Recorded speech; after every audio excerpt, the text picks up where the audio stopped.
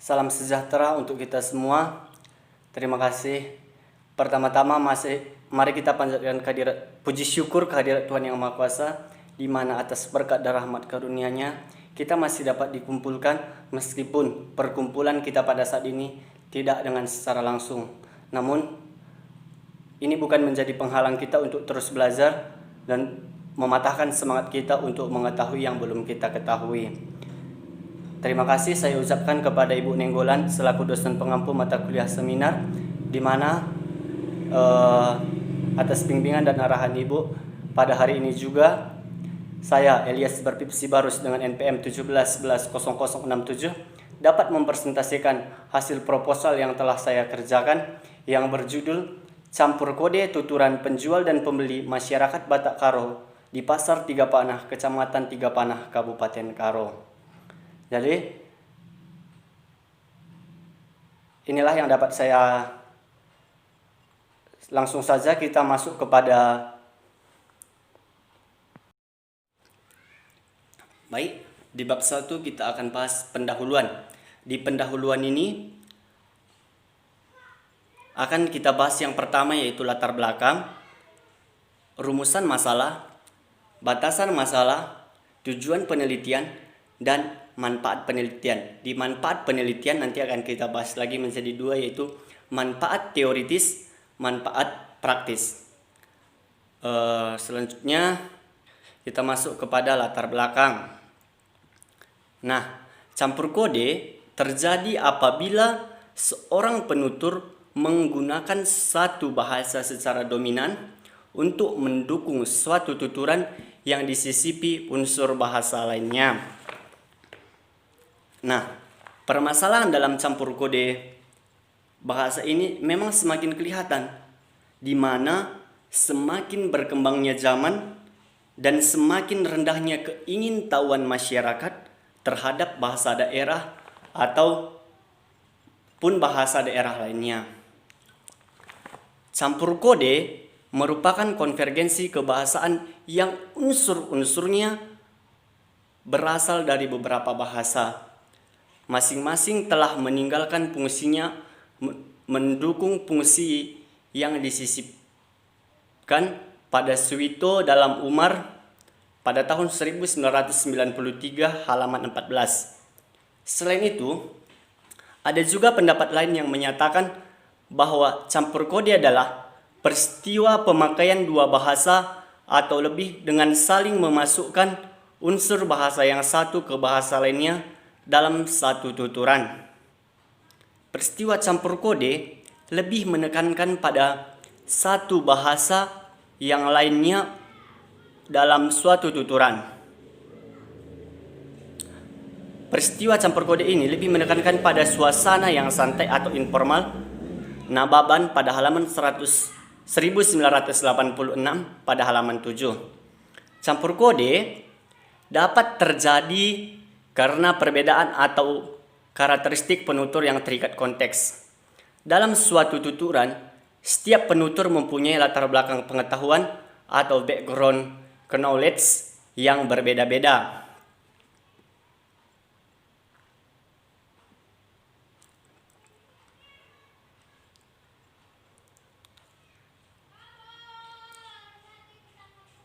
Nah, campur kode dapat terjadi perbedaan karakteristik. Campur kode dapat terjadi karena perbedaan karakteristik penutur yang terikat konteks. Dalam suatu tuturan, setiap penutur mempunyai latar belakang pengetahuan atau background knowledge yang berbeda-beda. Campur kode karena keterbatasan bahasa yang dimiliki penutur, sehingga penutur menggabungkan bahasa yang digunakannya dengan bahasa yang mudah dipahami.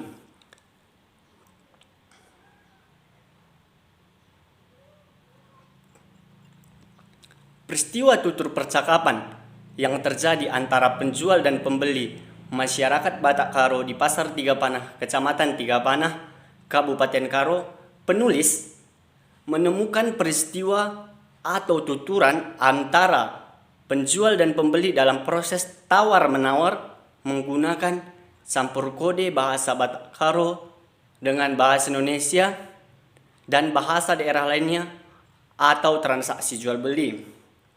Berdasarkan kenyataan ini, maka masyarakat Batak Karo adalah masyarakat yang pada umumnya sebagai penutur bahasa Batak Karo dan saling mempengaruhi antara bahasa daerah yang satu dengan bahasa daerah yang lainnya. Peristiwa kebahasaan seperti yang terjadi di kalangan masyarakat Batak Karo ini dapat kita kaji melalui pendekatan sosiolinguistik. Sosiolinguistik akan membahas aspek-aspek kemasyarakatan bahasa, khususnya perbedaan yang terdapat dalam bahasa yang berkaitan faktor kemasyarakatan. Nah, itulah dia mengenai latar belakang yang telah saya buat. Yang kedua, kita masuk kepada rumusan masalah.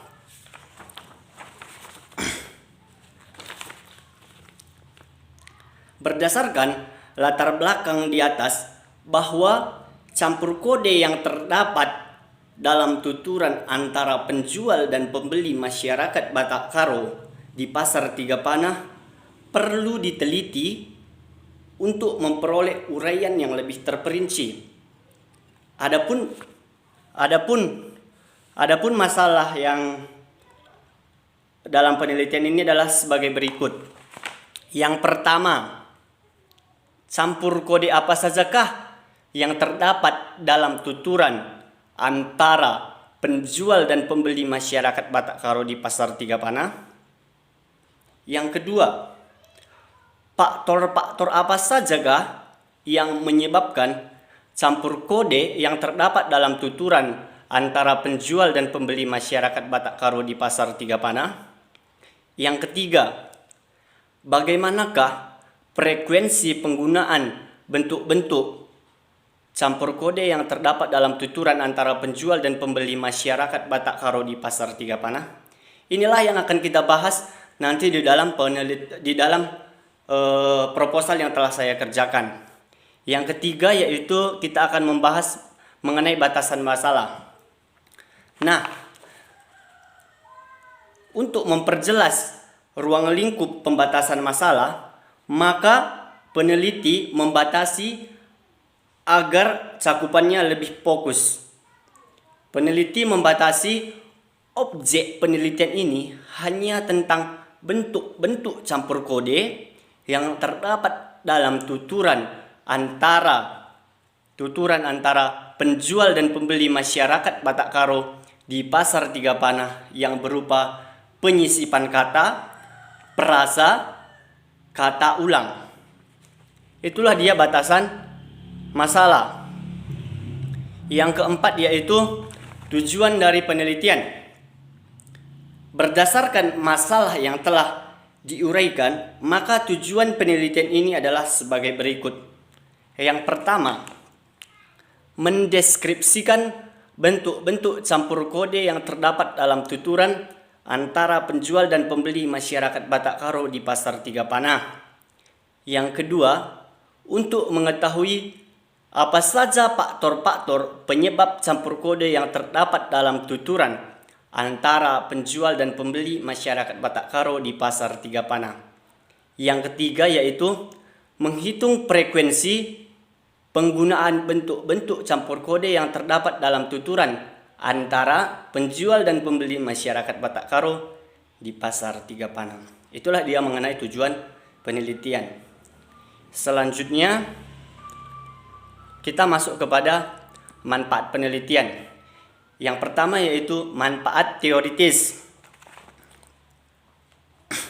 Satu yaitu untuk membantu menjelaskan aspek bahasa yang tidak dapat dijangkau lewat deskripsi sintaksis, morfologi, fonologi, semantik dalam ilmu linguistik. Yang kedua, diharapkan agar kajian ini dapat memperkaya kepustakaan sosiolinguistik yang sampai saat ini masih terbilang jarang. Nah, manfaat praktisnya, satu, diharapkan berguna untuk mengetahui gambaran suatu masyarakat tuturan khususnya dari segi kebahasaan. Yang kedua, diharapkan pula hasil penelitian ini dapat digunakan sebagai bahan masukan bagi mereka yang bertugas dalam bidang bahasa, khususnya sosiolinguistik, agar mereka menjadi baik untuk mendalaminya. Itulah dia yang akan kita bahas di bab 1. Sekarang kita masuk kepada bab 2. Nah, di bab 2 ini akan kita bahas konsep, landasan teori, kajian pustaka, dan kerangka berpikir. Yang pertama, kita akan membahas konsepnya. Menurut KBBI 2007 pada halaman 558, konsep adalah gambaran mental dari suatu objek, proses, atau apapun yang di luar bahasa yang digunakan oleh akal budi untuk memahami hal-hal lain. Sesuai dengan topik yang ada dalam tulisan oleh peneliti ini, digunakannya beberapa konsep. Yang pertama, bilingualisme, masyarakat Batak Karo, peristiwa tutur, dan pasar tiga panah. Yang pertama tadi kita akan bahas mengenai bilingualisme. Istilah bilingualisme dalam bahasa Indonesia dapat juga disebut dengan dwibahasawan. Secara umum, bilingualisme diartikan sebagai penggunaan dua bahasa oleh seorang penutur kepada orang lain dalam sebuah lingkup untuk dapat menentukan seseorang itu bilingualisme atau tidak. Ada batasan-batasan mengenai bilingualisme yang dikemukakan oleh beberapa pakar. Yang pertama yaitu dalam Cair dan Agustina pada 1995 halaman 112. Bilingualisme diartikan sebagai penggunaan dua bahasa oleh seorang penutur dalam pergaulannya dengan orang lain secara bergantian. Untuk dapat menggunakan dua bahasa tentunya seseorang harus menguasai dua bahasa itu. Bahasa tersebut ialah bahasa ibunya sebagai bahasa pertama dan bahasa lainnya adalah sebagai bahasa kedua. Wendrich pada tahun 1970 mengartikan kedwibahasaan sebagai praktik penggunaan dua bahasa secara berganti. Dalam hal ini tidak diisyaratkan tingkat penguasaannya. Dari pendapat para ahli di atas, penulis menyimpulkan bilingualisme adalah digunakannya dua bahasa oleh seorang penutur dalam pergaulannya dengan orang lain secara bergantian. Itulah dia mengenai pengertian dari bilingualisme. Yang kedua yaitu masyarakat Batak Karo. Masyarakat Batak Karo di Pasar Tiga Panah merupakan Masyarakat Batak Karo di Pasar Tiga Panah merupakan masyarakat yang mayoritasnya adalah penghuninya adalah suku Batak dan dikenal dengan suku yang berbudaya, di mana bahasa yang dipakai masyarakat dalam kehidupan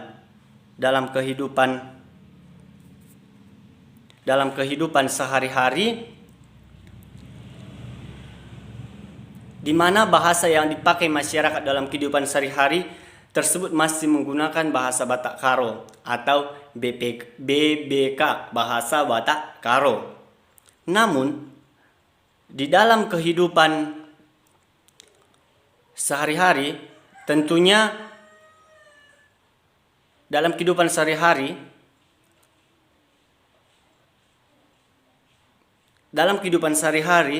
tersebut masih menggunakan bahasa. Namun di dalam penelitian ini, peneliti menemukan adanya bahasa lain yaitu bahasa Indonesia dan bahasa lainnya dicampur oleh masyarakat tersebut. Penyebab dari percampuran bahasa Batak Karo di Pasar Tiga Panah ada beberapa hal. Salah satunya ialah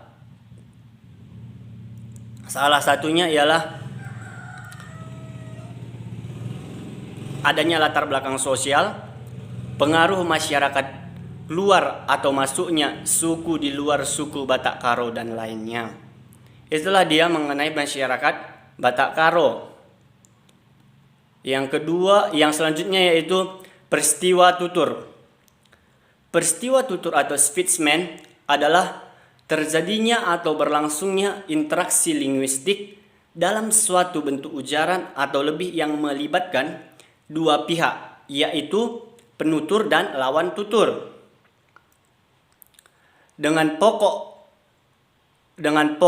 satu pokok tuturan di dalam waktu, tempat, dan situasi tertentu. Menurut Sayer pada 2004 halaman 47, interaksi yang terjadi di antara penjual dan pembeli di pasar pada waktu tertentu dengan menggunakan bahasa sebagai alat komunikasinya.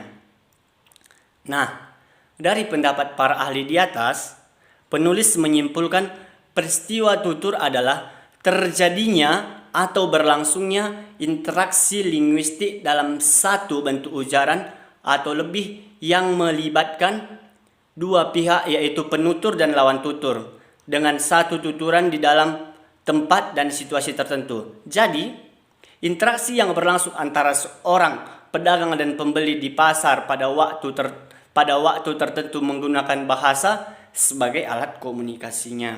Itulah dia mengenai pengertian dari peristiwa tutur. Selanjutnya yaitu Pasar Tiga Panah. Pajak merupakan tempat bertemunya antara penjual dan pembeli atau produsen dengan konsumen yang saling melakukan transaksi jual beli.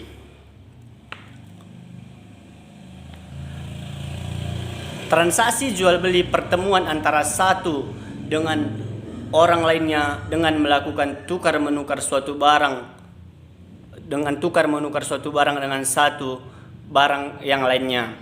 Nah, ukuran pajak tergantung kepada jumlah orang yang menunjukkan kebutuhan, mempunyai sumber daya, melakukan pertukaran dan bersedia menawarkan sumber daya dalam pertukaran itu untuk mendapatkan apa yang mereka inginkan. Herlambang pada 2014 pada tahun 2014 pada halaman 15. Nah, Pasar Tiga Panah ini terdiri dari 3 bagian, yaitu bagian bawah, bagian tengah, dan bagian atas. Di bagian bawah pasar tersebut merupakan bangunan yang dibangun oleh pemerintah pada awalnya. Bagian atas merupakan pasar awal untuk para petani untuk menjual hasil dari taninya ke pasar tersebut. Namun, sekarang telah bertambah banyak. Pasar yang ada di Pasar Tiga Panah dibagi menjadi 3 jenis, yaitu pasar tani, pasar pedagang kering, dan pasar pedagang basah. Pasar tani ini merupakan pasar di mana para petani menjual hasil tani dan olahannya secara langsung. Pasar pedagang kering ini merupakan pedagang yang menjual dagangan yang tidak bisa diolah menjadi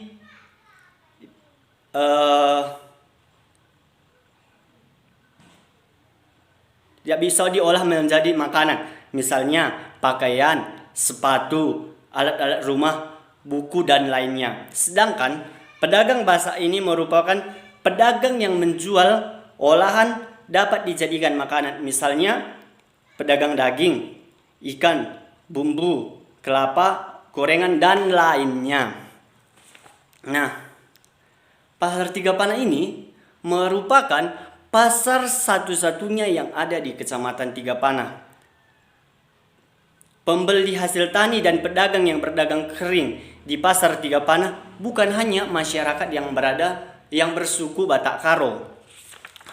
Namun ada juga masyarakat yang berasal dari Sembahe, Pancur Batu, dan masyarakat lainnya. Hal tersebutlah yang menyebabkan salah satunya terjadi campur kode tuturan.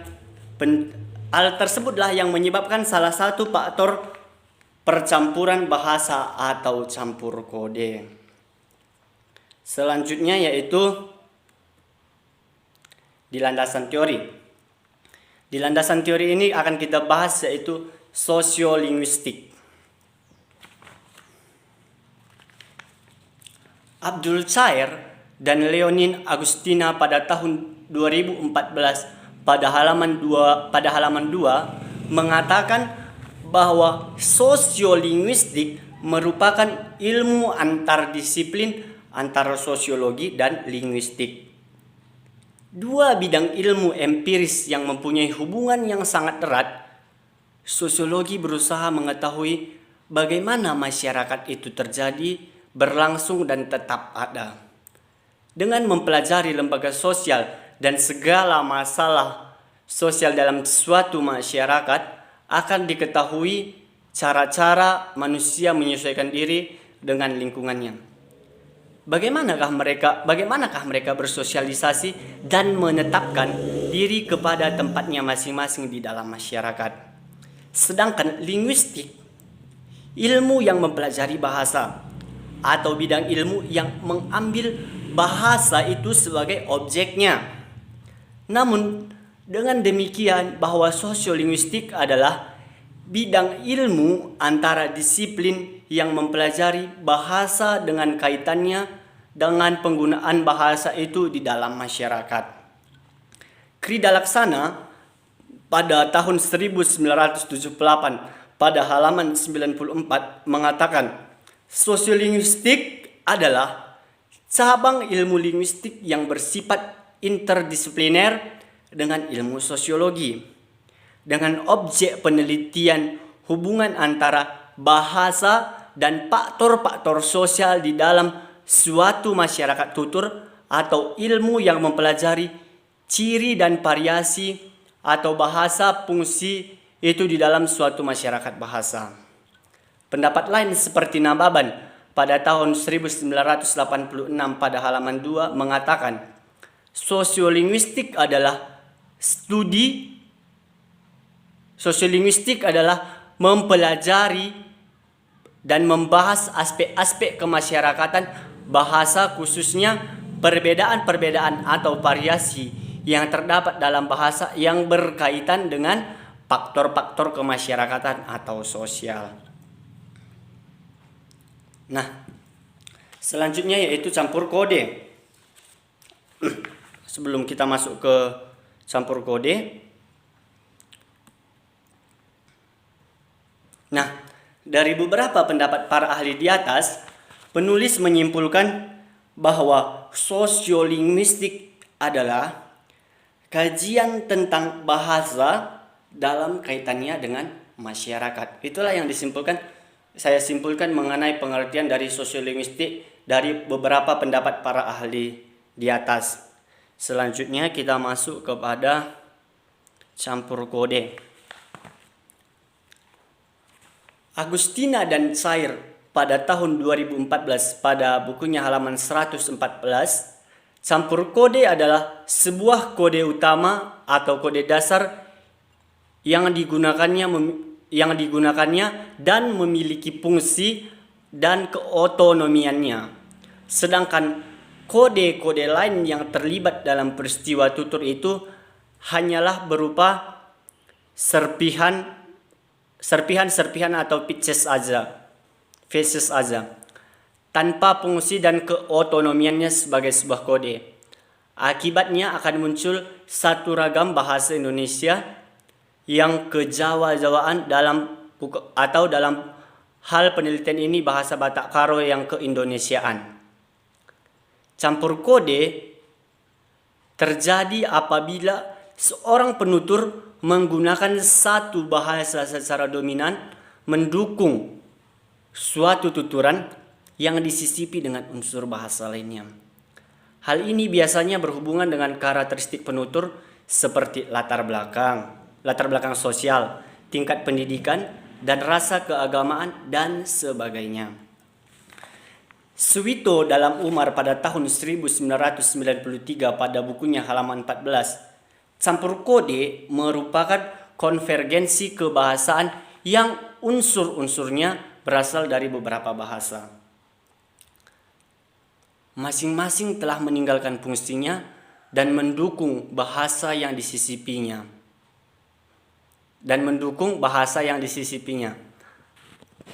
Itulah menurut pendapat Suwito. Suwito dalam Umar pada tahun 1993 pada bukunya halaman 14. Hal yang sama juga diungkapkan oleh De Lander dan Vaslot dalam Cair dan Agustina pada tahun 1995 pada bukunya halaman 152. De Lander menjelaskan bahwa apabila dalam suatu tuturan peristiwa, klausa-klausa maupun prase-prase yang digunakan terdiri dari klausa dan prase campuran atau hybrid clause dan hybrid phrases, dan masing-masing klausa dan prase tidak lagi mendukung fungsi sendiri-sendiri, peristiwa yang terjadi adalah peristiwa campur kode. Sementara itu, Vaslot menjelaskan kalau seorang menggunakan satu kata atau frase satu bahasa dan dia memasukkan kata tersebut dalam bahasa lain yang digunakannya dalam berkomunikasi, maka dia telah melakukan campur kode.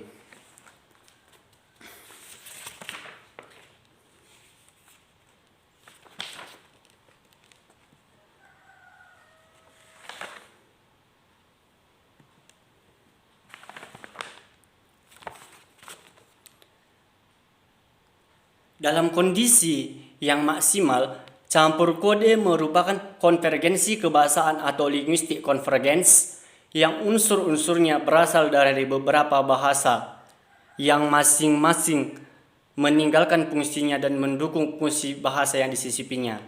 Berdasarkan unsur-unsur kebahasaan yang terlibat di dalamnya, Suwito pada tahun 1985 pada bukunya halaman 78 membedakan campur kode menjadi beberapa macam, antara lainnya satu yaitu penyisipan unsur yang berwujud kata frasa.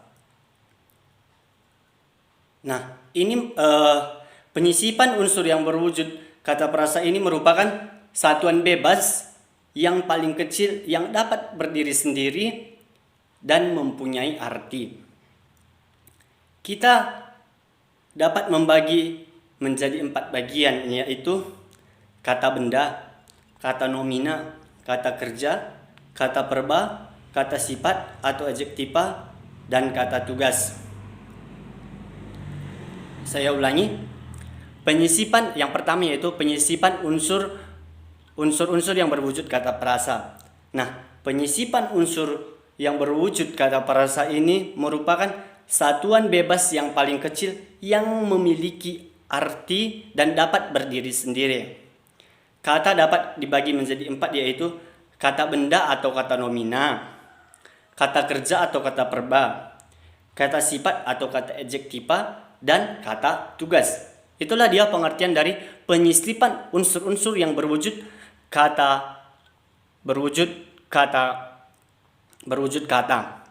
Yang kedua yaitu penyisipan unsur berwujud frasa. Penyisipan unsur berwujud frasa merupakan gabungan dua kata yang lebih yang sifatnya tidak prediktif. Gabungan itu dapat rapat dan dapat renggang. Harimurti pada 2001 pada bukunya halaman 59. Berdasarkan jenis kategori frasa dibagi menjadi 4 bagian, antara lain frasa nominal, frasa verbal, frasa adjektival, dan frasa adverbial. Yang ketiga yaitu penyisipan unsur berwujud pengulangan kata.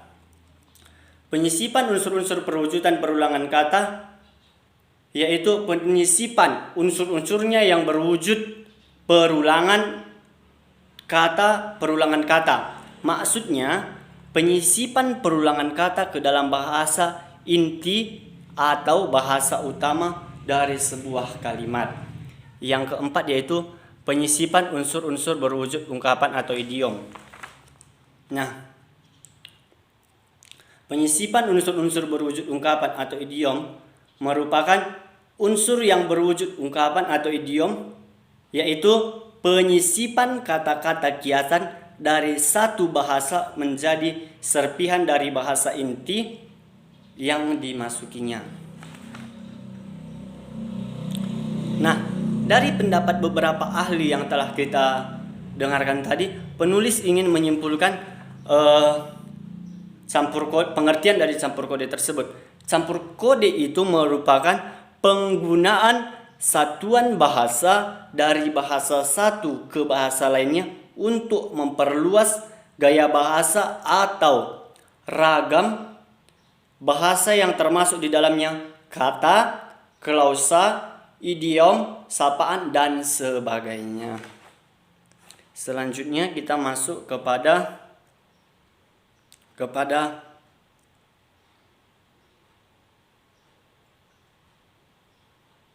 faktor-faktor terjadinya campur kode.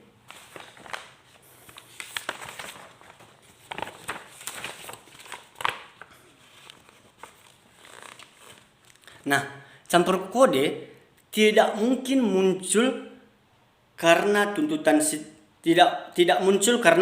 situasi, tetapi hal lain yang menjadi faktor terjadinya campur kode. Nah, berdasarkan hal tersebut, Suwito pada tahun 1983 memaparkan beberapa faktor terjadinya campur kode. Yang pertama yaitu faktor peran. Faktor peran yang termasuk peran adalah status sosial, pendidikan, serta golongan dari penutur bahasa tersebut. Yang kedua yaitu faktor ragam. Ragam ditentukan oleh bahasa yang digunakannya oleh penutur pada waktu melakukan campur kode yang akan melekat pada hierarki dan sosial. Yang ketiga yaitu faktor keingin untuk menjelaskan dan menafsirkan yang dimaksud ini adalah tampak pada peristiwa campur kode yang menandai sikap dan hubungan penutur terhadap orang lain dan hubungannya dengan orang lain terhadapnya. Nah, yang selanjutnya yaitu frekuensi. Karena kan di frekuensi ini menurut Sujana pada tahun 2002 halaman 50, frekuensi dinyatakan dengan banyak data yang terdapat di dalam 3 kelas. Jadi dalam bentuk absolut. Jika frekuensi dinyatakan dalam persen, maka diperoleh daftar distribusi frekuensi relatif. Jadi kita menggunakan rumus sebagai berikut. Ini dapat kita lihat pada rumusnya, yaitu persen data sama dengan jumlah data yang ditemukan per jumlah keseluruhan data, nanti kita kalikan 100%. Itulah dia mengenai frekuensi. Nah, selanjutnya yaitu kajian pustaka. Berdasarkan kajian pustaka yang dilakukan, maka ada sejumlah sumber yang relevan untuk ditinjau dalam penelitian ini. Adapun sumber penelitian tersebut yaitu pertama pada Azizah pada tahun 2006 yang skripsinya berjudul Campur Kode dan Alih Kode Tuturan Penjual dan Pembeli di Pasar Johor Semarang.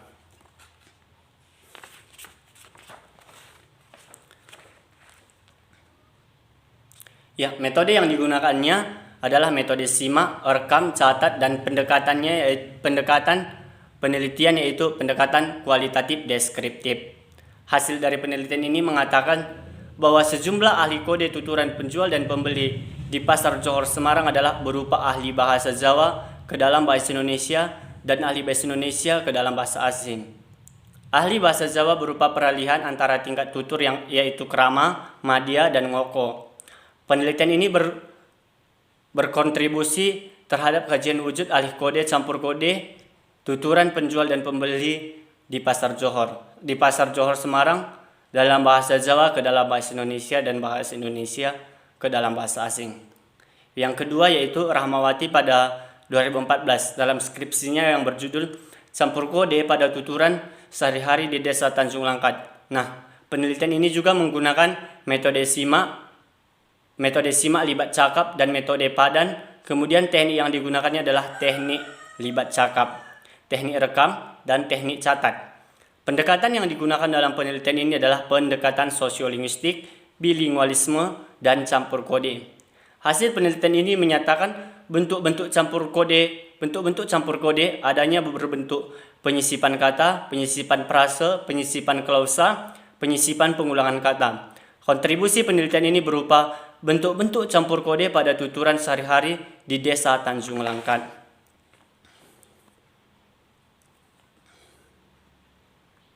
Nah, kerangka berpikir yang dilakukan oleh peneliti dapat kita lihat yaitu campur kode tuturan penjual dan pembeli masyarakat Batak Karo di Pasar Tiga Panah itu dikaji melalui sosiolinguistik. Nah, dari sosiolinguistik ini nanti kita akan turunkan dia bentuk campur kode dan faktor-faktor campur kode. Itulah dia kerangka berpikir yang telah saya buat di dalam proposal saya. Selanjutnya kita masuk ke bab 3 yaitu metode penelitian.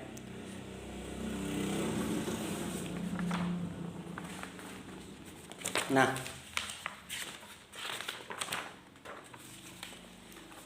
yang menjadi lokasi penelitian ini adalah yaitu pasti Pasar Tiga Panah di Kecamatan Tiga Panah, Kabupaten Karo, Provinsi Sumatera Utara. Nah, waktu penelitian ini nanti waktu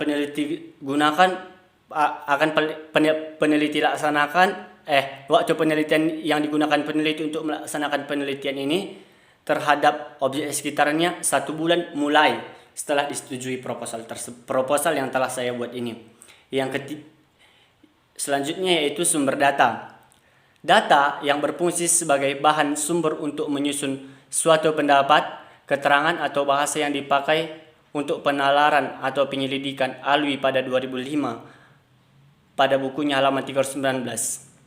Data yang digunakan dalam penelitian ini adalah tuturan yang diutarakan oleh penjual dan pembeli ketika pembeli dan penjual melakukan tawar-menawar suatu barang atau transaksi jual beli. Sumber data dalam penelitian ini adalah masyarakat atau penjualan pembeli yang ada di Pasar Tiga Panah. Nah, maka metode dan teknik pengumpulan yang saya buat yaitu metode simak.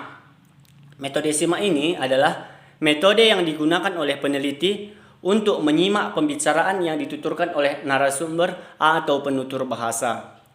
Di dalam metode simak ini banyak digunakan teknik sadap sebagai teknik dasarnya dan teknik catat serta teknik rekam sebagai teknik lanjutannya. Menurut Sudaryanto pada tahun 1993 halaman 133 sampai dengan halaman 146. Nah, untuk memperoleh data penggunaan bahasa dalam proses jual beli di pasar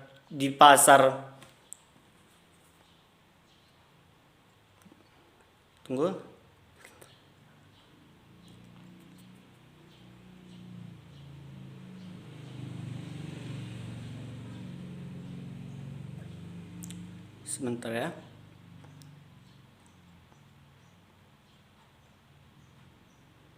Oke. Saya ulangi, saya sedikit ada gangguan jaringan, gangguan HP. Selanjutnya yaitu metode dan teknik pengumpulan data yang dilakukan oleh nanti yang saya lakukan yaitu metode yang peneliti gunakan adalah metode simak.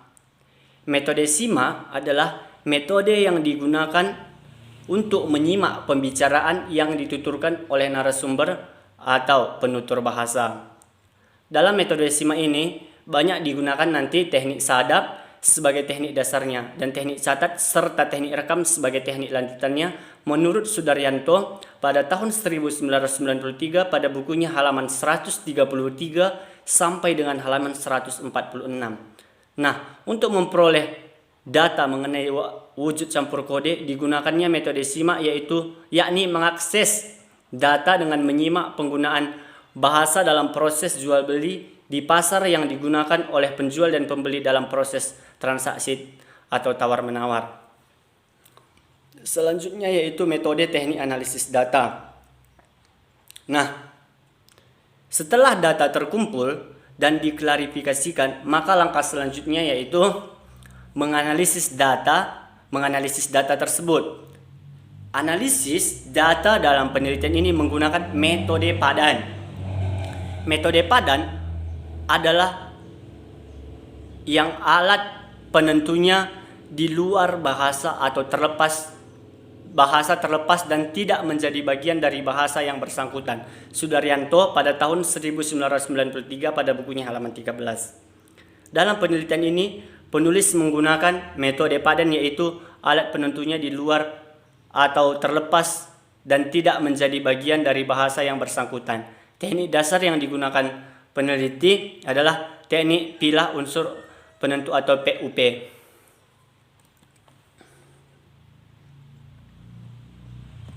Selanjutnya,